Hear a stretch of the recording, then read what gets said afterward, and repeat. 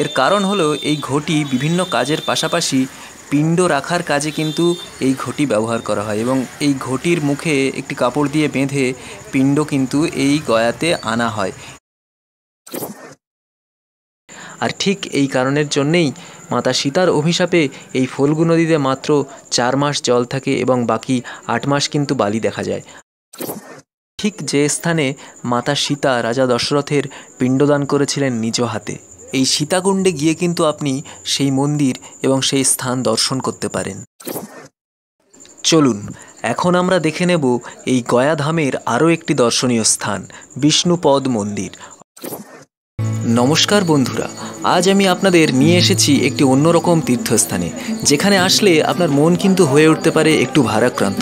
আজ আপনারা দেখছেন গয়াধাম, অর্থাৎ বিহারের গয়াধাম, যেখানে মা সীতা তার পিতা দশরথের পিণ্ডদান করেছিলেন ফল্গু নদীর তীরে এবং তারপর থেকেই সকলেই বিশ্বাস করেন এই গয়াধামে এসে পিণ্ডদান করলে তার পূর্বপুরুষের আত্মার চিরশান্তি মুক্তিপ্রাপ্তি হয়। আজ ঘুরে দেখব সেই গয়াধামেরই কিছু অংশ। পিণ্ডদানের স্থান এবং মন্দির দেখতে যাওয়ার আগে আমি এখানকার একটি দোকানে ঢুকে পড়লাম। দেখলাম এখানকার দোকানে বেশিরভাগই সব ঘটি বিক্রি হচ্ছে, বিভিন্ন রকমের বিভিন্ন ডিজাইনের ছোট বড় সব ঘটি।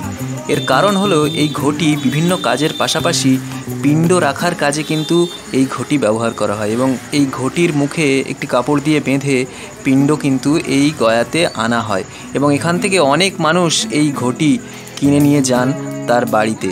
শুধুমাত্র পিণ্ড রাখার কাজে যে এই ঘটি ব্যবহৃত হয় তা না, তারা বিভিন্ন কাজে ব্যবহার করেন, কিন্তু এই গয়াধামের মূল যে উদ্দেশ্য সেই উদ্দেশ্য কিন্তু পিণ্ডদান করা, তাই এখানে কিন্তু ঘটি প্রচুর পরিমাণে বিক্রি হয়।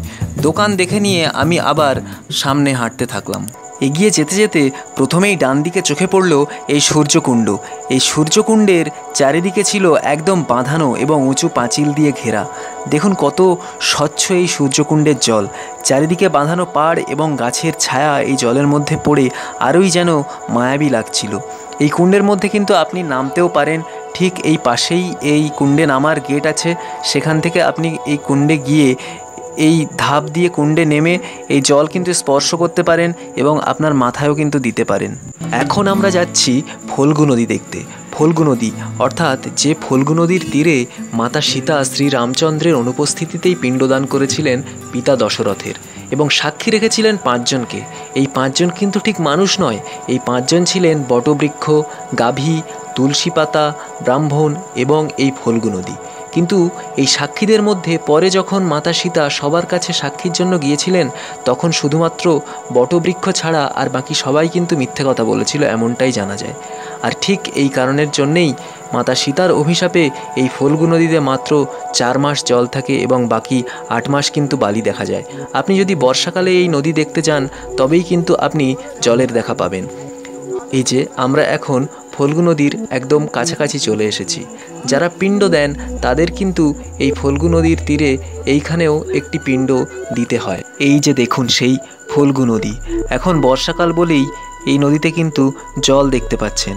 এই নদীতে কিন্তু কিছুদিন পরেই শুধুমাত্র বালি দেখা যাবে এবং এপার থেকে ওপার পুরোটাই কিন্তু হেঁটে পেরোনো যায়। শুধুমাত্র এই নদীর ওপরের বালি সরালে তবেই জলের দেখা মেলে, না হলে পুরোটাই কিন্তু বালিতে ঢাকা থাকে। এই নদীর ঠিক ওপারে এই যে পাহাড়টি দেখছেন, এখানেই কিন্তু আছে সীতাকুণ্ড, অর্থাৎ ঠিক যে স্থানে মাতা সীতা রাজা দশরথের পিণ্ডদান করেছিলেন নিজ হাতে। এই সীতাকুণ্ডে গিয়ে কিন্তু আপনি সেই মন্দির এবং সেই স্থান দর্শন করতে পারেন।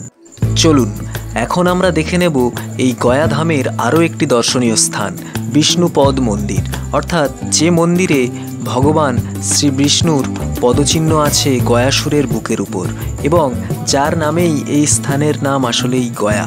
এখন আমরা চলে এসেছি বিষ্ণুপদ মন্দিরের প্রবেশদ্বারে। এই যে উপরে সংস্কৃতে বা হিন্দিতে বড় বড় করে লিখে দেওয়া আছে।